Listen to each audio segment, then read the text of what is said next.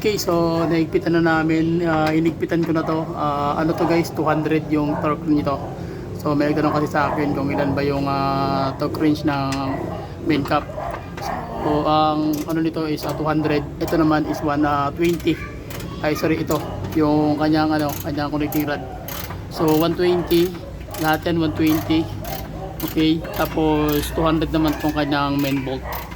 Okay, so sige, so sa taas na kami. Tapos ano pala, basic pointers pa rin kung titira kayo nito. Kailangan yung timing naka-set up talaga yan. Kailangan nakaharap talaga yan yung dalawang marking niya dito. Pag magkamali kayo, magkakaproblema. Okay, so same lang din dito lahat yan. So pag magdudukot kayo, ganito talaga mangyayari.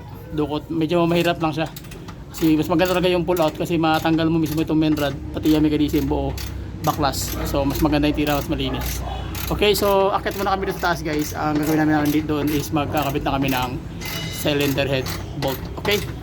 At kanyang cylinder head mechanism. Sige.